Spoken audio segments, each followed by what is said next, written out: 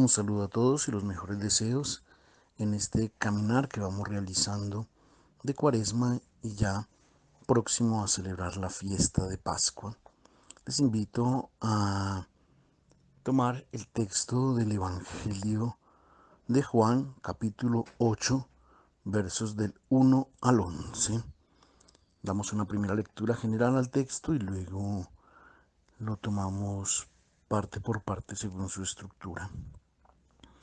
Este pasaje evangélico, el que es conocido como el de la adúltera, tiene consigo una historia un poco tergiversada. Tratemos de releerlo, ya que esto nos ayuda a comprender la imagen de Dios que Jesús nos presenta, una imagen que nosotros estamos siempre tentados a adoptar, a adaptar, a acomodar a nuestras formas de pensar, a nuestra a nuestro pensamiento. En el relato de la adúltera, incluso nosotros hoy buscamos argumentos para llegar a la conclusión que en el fondo no nos asombra mucho lo que Jesús ha dicho. Y de hecho en el fondo corresponde a lo que nosotros pensamos. Aquella mujer está muy arrepentida y claramente mostraba que no volvería a cometer su pecado y entonces Jesús la ha perdonado.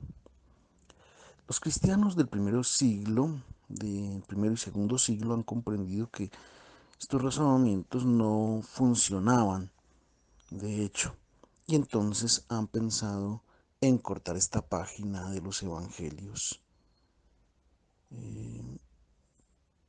Por 2 siglos en la mayor parte de los antiguos manuscritos de la Sagrada Escritura no aparece este relato en el siglo primero y en el siglo segundo. Solamente después del tercer siglo ha encontrado un lugar y aquí en el Evangelio de Juan. Porque en la iglesia del siglo segundo se ha buscado desechar este episodio. Se ha buscado desechar pues porque daba mucho fastidio, porque contenía una frase restauradora que le ha dicho Jesús: yo no te condeno. San Agustín daba una explicación un poco apaciguadora. Decía: algunos fieles de poca fe o incluso enemigos de la verdadera fe temían que probablemente la acogida del Señor a esta mujer pecadora diera un cierto certificado de aceptación a estas mujeres. Es decir, maridos, padres o responsables de la comunidad deben haber pensado que la frase de Jesús, yo no te condeno, podría ser sobreentendida y entonces mejor desechar este texto, no tenerlo en cuenta.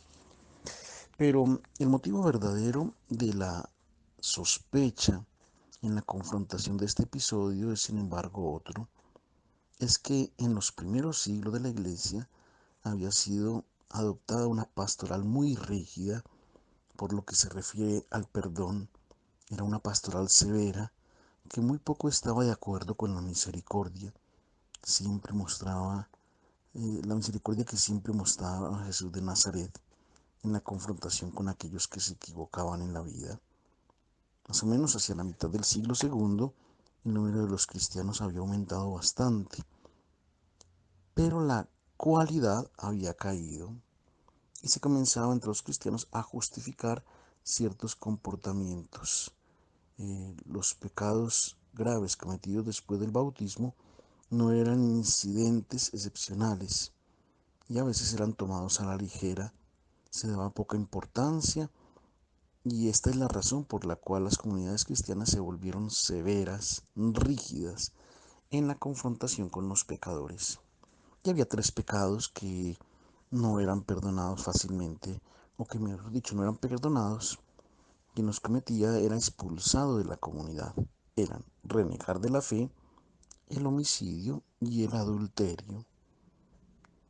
Si habían algunos que eran, de pronto sí, si había algunos que eran más comprensivos. Por ejemplo, el mismo Papa Cornelio, que sostenía que una práctica menos rigurosa debía hacerse una práctica menos rigurosa y más evangélica. Pero los rigoristas lo acusaban de ser un impostor, y esto suscitaba así diferentes tensiones al interior de las comunidades. Hay un libro incluso en el siglo IV que es una especie de manual de orientación para el clero, ya llamado las Constituciones Apostólicas, y allí se recomendaba a los obispos imitar en la confrontación de los pecadores aquello que había hecho Jesús con la mujer que había pecado y que los ancianos habían puesto en evidencia. Todavía la tendencia que prevalecía era una tendencia rigorista, y se conocen también los nombres de aquellos rigoristas que después inclusive acusaban al Papa Cornelio. Hacia la mitad del siglo segundo entonces fue escrito un libro muy famoso, Pastor Haberma, se llama así Pastor Haberma, el cual había dicho que aquí se expulsan estas personas que han cometido pecados muy graves después del bautismo. Quien cometía estos pecados debían solo confiarse a la misericordia de Dios. Estaban expulsados. Las personas deseaban volver al contacto con la comunidad. Y entonces fue introducida así una praxis de un perdón que era como un segundo bautismo. Es decir, quien había cometido estos errores debía realizar años y años de penitencia. Es en este contexto que había, en este contexto de rigorismo, en este contexto de condena, que pues un pasaje como este de la adúltera da fastidio precisamente a estos rigoristas. Eh, este pasaje de la adúltera frenaba desde la base las opciones pastorales. Sin embargo, reservado y con mucha sospecha, el pasaje ha continuado circulando, y de hecho pues no lo encontramos en diferentes manuscritos antiguos de los evangelios. Finalmente, hacia el siglo III o IV, ha logrado encontrar un puesto en el Evangelio de Juan. Hoy los biblistas estamos de acuerdo en decir que este texto no es de Juan, que ha terminado allí porque ninguno lo quería, y a un cierto punto ha sido puesto en el capítulo 8 del Evangelio según San Juan, y que el pasaje es de Lucas, y se puede decir de dónde ha sido cortado. Al final del capítulo 21 del Evangelio de Lucas es el puesto donde se encontraba originalmente. Para nosotros esto pues no es tan importante, pero si este pasaje ha sido escrito por Juan o por Lucas, y como ciertamente sucedió, debemos decir que el estilo, el argumento, el lenguaje es propio del evangelista Lucas.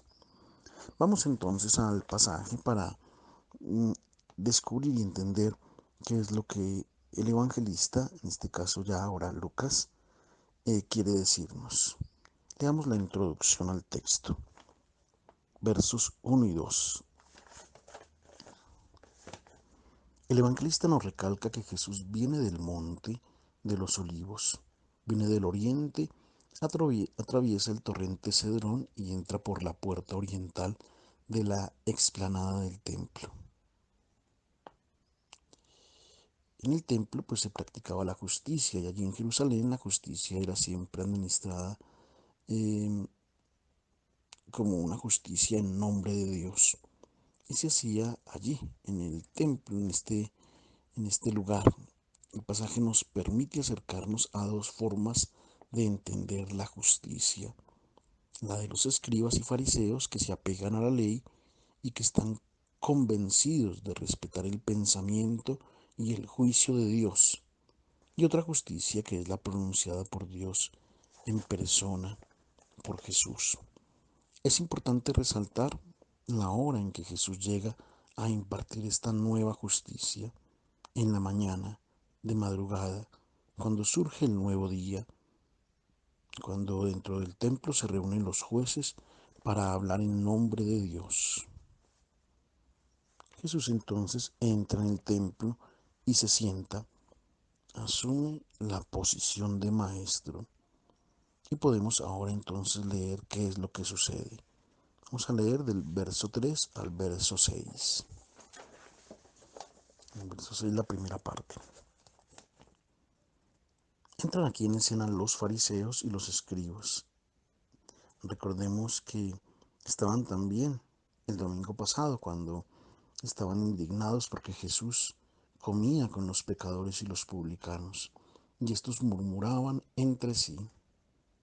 Estos, los fariseos y escribas, no soportan que Jesús mostrara una imagen de un Dios que en vez de castigar a los pecadores, haga fiesta con ellos. Y hoy han logrado capturar a una mujer para presentarla a Jesús y ponerlo a él en dificultad, y la han capturado en flagrante adulterio. No han tomado al hombre porque a ellos no les interesa el hombre y tampoco les interesa la mujer. Y en el trasfondo eh, no está la persona. Quieren pues condenar a Jesús, quieren condenar la imagen de Dios que Jesús predica, la justicia de Dios que Jesús anuncia. Eso es lo que ellos quieren condenar y es lo que está en juego. Ellos no pueden aceptarla. El adulterio de esta mujer es solo una excusa para tender una trampa a Jesús. Ponen la mujer en el medio, en la mitad está el mal, que ahora está en el centro de la atención. Y de frente a este mal, ellos quieren que Jesús se pronuncie, están dispuestos a confrontarse, y pues veremos entonces dos formas de hacer justicia. Los escribas y fariseos, ¿qué es lo que proponen para poner fin al mal? Dicen, esta mujer ha sido sorprendida en el acto mismo del flagrante adulterio. Nos, a nosotros Moisés nos ha mandado en la ley apedrear a estas mujeres que, que son de esta manera, que son adúlteras. Entonces la ley, la Torá, ordena resolver el problema suprimiendo a aquellos que lo realizan, a aquel que se comporta de esta manera. En, hay una, bueno, en la Misná se dice que se deben lapidar o que se deben estrangular inclusive a estas personas. El libro de Levítico en el capítulo 20 dice, si uno comete adulterio con la mujer de su prójimo, el adúltero y la adúltera serán llevados a la muerte. La mujer debía tener una gran vergüenza de encontrarse allí, en medio, y seguramente con miedo, porque eran jueces implacables aquellos que la habían capturado. Pero no existía tal vez en ella el temor de ser lapidada, porque en realidad no era, esto no se realizaba como tal, no había pena de muerte.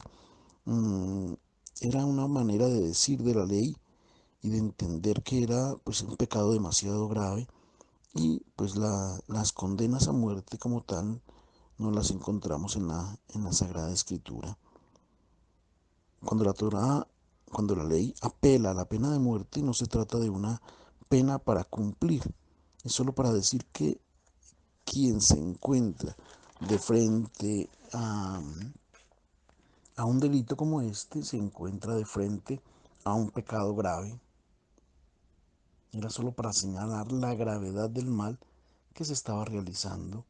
Nunca se llevó a cabo una pena de muerte. La Torá, la ley, sirve para señalar el mal. Te dice, mira que este fruto está envenenado, no lo tomes.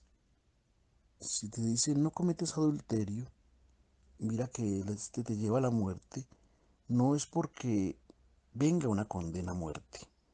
Lo que la ley está diciendo es, este pecado te lleva a la muerte, pero tú estás envenenando tu vida.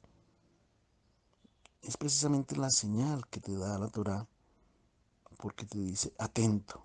Estás de frente a un veneno, estás de frente a una realidad que va a destruir tu vida. Entonces, en ese sentido se entendería la pena de muerte. La mujer sabía que podía ser castigada, pero sabía también que no iba a ser llevada a la muerte. Estamos entonces de frente al mal que ha sido puesto en medio. Y la propuesta de los escribas fariseos para resolver el mal del mundo es erradicarlo totalmente. Es eliminemos a quien lo realiza. Es el malo quien debe ser quitado de en medio, quien debe ser quitado para que resolvamos el problema. Se hace justicia castigando al culpable. Esto es para hacerle comprender que el mal no debe hacerse, para hacerle comprender que debe sufrir, y entonces se le hace sufrir a él. Para hacerle comprender que no debe matar, entonces se le mata a él. Quien piensa de esta manera considera además que se pone de parte de la ley de Moisés y de parte de Dios y de parte del pensamiento de Dios. La pregunta a Jesús: nosotros hemos hecho nuestra propuesta para eliminar el mal, desechar a quien lo hace. ¿Tú qué dices? ¿Cómo es que tú haces justicia? Y continúa el relato del evangelista diciendo: decían esto para ponerlo a prueba, para tener motivo, para acusarlo. El objetivo entonces es hacerlo caer y piensan que lo logran porque o reniega de la imagen de Dios que ama a los pecadores y a los publicanos, o se pronuncia contra la Torá. Y si se pronuncia contra la Torá, se enfrenta al Sanedrín y al sumo sacerdote y recibirá entonces una pena ejemplar. Le han preguntado: ¿tú qué dices? ¿Cuál es tu justicia? Jesús no responde a sus preguntas y realiza un gesto extraño. Leamos entonces la segunda parte del verso 6 y hasta el verso 11, la última parte del texto. A Jesús le ha sido hecha una pregunta, a la cual él no responde, y comienza a escribir con el dedo en la arena. Bueno, no es tanto en la arena. En su puesto, nosotros probablemente hubiésemos comenzado a discutir con los escribas y con los fariseos, mostrando que su interpretación de la Torá es equivocada, o tal vez hubiésemos echado en cara su intención maligna. Ah, a ustedes no les interesa la mujer, esta mujer adúltera. Ustedes quieren condenarme a mí. Entonces el problema es conmigo, no con esta mujer. Pero Jesús no se detiene a discutir con ellos. Jesús tiene dos objetivos a este punto: salvar a la mujer, que es el objetivo principal, pues porque pues, pertenece al grupo de los suyos, de los que él, con los que él come, con los que él, de los pecadores, de los eh, publicanos, que es con los que Jesús está. Son los amigos de Jesús. Pero también tiene otro objetivo: salvar a los acusadores. Recordemos también el domingo pasado, ¿no?, que la parábola era tanto para los pecadores y publicanos como para los fariseos y los escribas. A estos también Jesús los ama, los quiere felices y quiere que todos asimilen y acojan con gozo la nueva imagen de Dios, un Dios que se relaciona de una forma diferente con quien se equivoca. Y pues Jesús realiza un tipo de pedagogía muy eficaz. Primer paso: él sabe que se encuentra de frente a una turba, a una multitud. Esta turba que ha llevado allí a la adúltera. Y sabemos cuál es la ley de la multitud. Cuando todos se juntan, unos y otros se van dejando llevar por lo que otros dicen, por lo que otros piensan, y no se sienten responsables porque al final dirán, ha sido el grupo, hemos sido todos, no soy yo. Mm, em, para no hacer frente a la situación, entonces después se culpará a la turba, al grupo. ¿Qué hace Jesús? Comienza a hacerlos reflexionar, pero haciéndolos tomar conciencia que son responsables ellos de manera personal y no dejándose llevar por la multitud. Este es el primer significado del gesto de Jesús y lo hace a través del silencio. Un silencio que se cierne a su alrededor, un silencio de miedo, porque si nada te distrae, tú debes reflexionar, debes pensar. Jesús quiere que cada uno se interiorice, piense dentro de sí mismo, no deje de pensar como piensa la multitud y comience a pensar por sí mismo. Y allí entonces vienen pensamientos inquietantes, pensamientos que siempre queremos quitar o remover de la vida.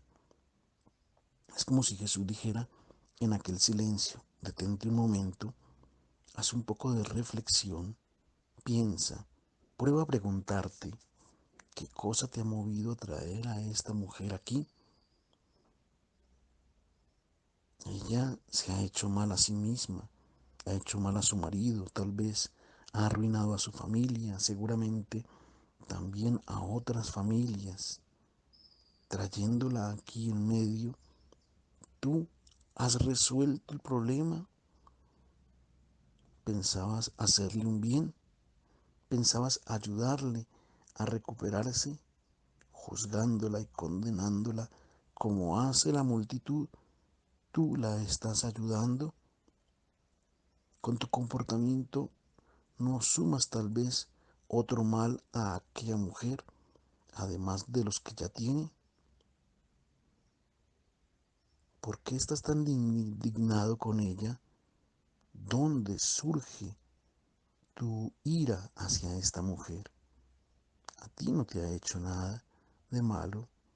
Si tú piensas bien sobre la razón por la cual la has traído aquí, tal vez te avergonzarás de lo que has hecho. No te escondas en el tumulto, ven fuera, tratemos este asunto de manera personal, mírate dentro de ti mismo. Este es el silencio de Jesús. Los acusadores no lo soportan. De hecho, el relato dice que le insisten, han comenzado a insistir en su interrogatorio. No quieren que, no quieren que aquel silencio dure, los inquieta, los confronta. El texto griego dice la palabra epimenón, que viene del verbo epimenei, que significa permanecían encima de él. No quieren hacer silencio, no quieren que se dilate el asunto. Y entonces Jesús levanta, alza la cabeza y dice, quien de ustedes esté sin pecado, que sea el primero en arrojar la piedra sobre ella. Aquí a veces hay algún error en la traducción. Así es la traducción. No que lance la primera piedra, sino que sea el primero en arrojar la piedra. Es así como Jesús procede eh, para dilatar, para soltar la turba, la multitud. No la piden todos a la vez, la piden a uno por uno. Exacto. Después de haber reflexionado y de haber llegado a la conclusión que ustedes son totalmente diferentes de ella, que ustedes no son pecadores, que ustedes son buenos y ella es mala, entonces sí, uno por uno, entonces procedan a lapidarla. Ustedes que no tienen pecado, que son puros, que son íntegros y que están convencidos que así solucionan el mal, destruyendo a la persona, Entonces, así lo pueden hacer. Entonces, que proponen es eliminar a aquel que realiza el mal. Atención, porque si también ustedes son pecadores, entonces también deberían ser eliminados. Hoy también existe la presión de grupo, el que dirán los demás, el dejarme llevar por la turba y hago lo que los demás hacen. Y esto no es pecado porque es lo que hace todo el mundo. No se trata hoy solamente de chismes, de errores, inclusive en las comunidades que se llaman cristianas. Inclusive se llega al punto de la calumnia entre los que nos decimos cristianos. Y antes de ayudar al que está mal, se le termina destruyendo más. Estas personas son confrontadas de frente a su propia conciencia. Y antes de arrojar esta piedra con la lengua, entonces reflexionan. Quieren hacer el bien a la persona que han traído y la han puesto en medio. ¿Qué es lo que desean? ¿Qué es lo que hay en tu corazón que te lleva a difundir el mal que ha hecho un hermano? ¿Y qué pasaría si un día esas piedras que tienes en tu lengua caen sobre ti? Después de haber dicho, no todos juntos, sino uno por uno arroje la piedra, y después de haber reflexionado, Jesús vuelve de nuevo a escribir en tierra con el dedo. Y es aquí donde nos preguntamos el significado de este gesto. ¿Qué es lo que está haciendo Jesús? ¿Por qué por segunda vez aparece este gesto? Y se han dado muchas interpretaciones. Tal vez la más tradicional era de San Jerónimo, el cual dijo que Jesús ha comenzado a escribir sobre la arena los pecados de aquellos acusadores que estaban allí. Y entonces claramente los más viejos, que eran los primeros en acusar, vieron, estaban cerca de Jesús y entonces se fueron avergonzados. Hubiese sido un mal signo por parte de Jesús escribir para avergonzar a los acusadores de Jesús. Él los ama y Él también quiere liberarlos. Él no quiere humillarlos. Eh, en la segunda explanada del templo, eh, no, donde estaba Jesús, no había arena propiamente. Entonces, esto que dice San Jerónimo tampoco podemos admitirlo como que allí hubiese la arena, era piedra. El dedo de Jesús se ha movido sobre la piedra. El texto no dice qué es lo que haya escrito para responderle a San Jerónimo en este sentido. Dice simplemente que él escribía con el dedo aquí sobre la piedra. Y entonces aquí hay un reclamo al único texto de la Sagrada Escritura en el cual Dios escribe, el dedo de Dios que escribe sobre la piedra. Esto es sobre las dos piedras, esto es el decálogo, los mandamientos. El decálogo, que es la indicación que te dice cómo debes vivir, los errores que debes evitar, el veneno que te quita la vida, te lo indica la Torá. Está escrito sobre piedra y estas personas lo saben. Saben que cuando el dedo de Dios se ha movido, ha escrito la ley sobre la piedra. Pero el gesto de Jesús quiere cuestionar. Ustedes están todavía quietos, amarrados, apegados a la ley escrita sobre piedra. No recuerdan lo que ha dicho el profeta Jeremías, que ha anunciado que un día Dios escribirá su ley, no sobre la piedra, sino sobre el corazón. Y entonces es cuando la ley se manifiesta ya como no externa al hombre, sino que está dentro de su corazón. Este corazón lo impulsa después a realizar el bien. Con su gesto Jesús dice a los acusadores, pregúntense, ¿tienen todavía un corazón de piedra o tienen un corazón ahora transformado, un corazón nuevo que ha asimilado el pensamiento y los sentimientos de Dios. Y estas personas, cuando han oído a Jesús y lo han visto que de nuevo comenzaba a escribir, han comenzado a alejarse, han comenzado por los más viejos. El término griego es presbíteros, los más viejos, no porque hayan sido los primeros en avergonzarse, no, porque son los primeros que han comprendido y se han dejado convertir por Jesús. Este es ya el segundo objetivo. El primer objetivo lo ha logrado y ahora Jesús permanece allí con la mujer. El segundo objetivo también ya ha tocado, ha inquietado el corazón de los que le acusaban. La posición que tienen los dos, luego de que todos se han ido, es: la mujer permanecía allí de pie y Jesús estaba sentado. Durante toda la discusión con los acusadores delante de él, en el proceso, la mujer había permanecido siempre de pie, junto con las otras personas, y Jesús sentado. Se había inclinado por 2 veces, pero siempre sentado. Y ahora la traducción lastimosamente dice levantándose, pero no es así. La traducción debería ser Jesús levantando la mirada, es decir, permaneciendo abajo, y la mujer en alto. Jesús levanta la mirada. Miremos que en el Evangelio de Lucas nosotros encontramos que Jesús varias veces está abajo y los pecadores están en alto. En el capítulo 19, cuando se encuentra con Zaqueo, Zaqueo se sube al árbol, Jesús está abajo y Jesús es quien levanta la mirada. El Zaqueo está en el sicomoro y Jesús pasa alzado la mirada, porque Dios está siempre abajo respecto del pecador, porque lo ama, porque está a su servicio, porque Dios está dispuesto siempre a servir al pecador.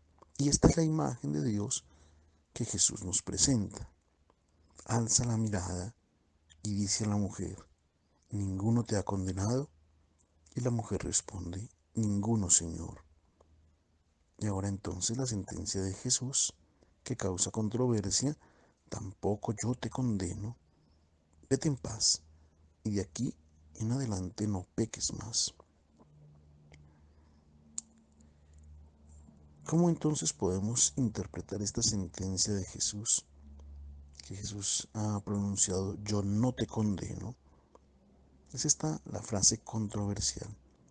No se trata aquí de inventar el arrepentimiento de la mujer. No, no se habla de la mujer no está arrepentida, o por lo menos no lo dice el texto. No hace promesas ni propósitos de no volver a pecar, no dice nada.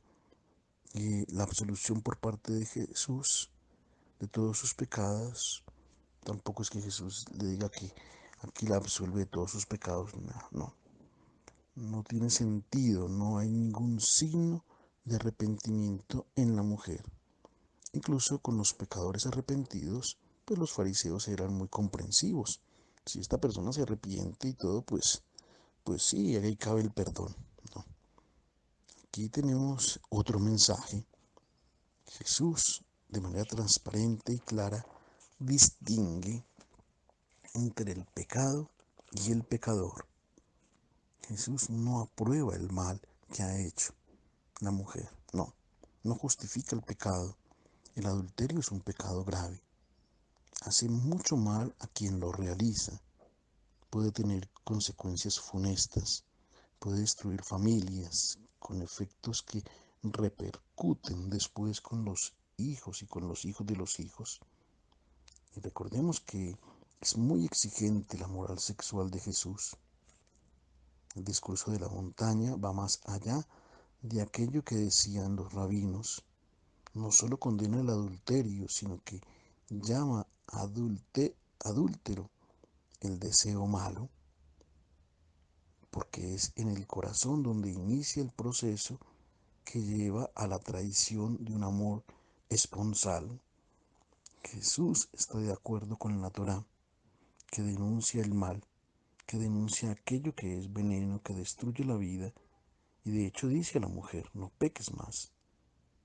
Pero incluso si tú volvieras a pecar, y si lo hicieras 1000 veces más, yo no te condenaré nunca a ti, a la persona, a la mujer.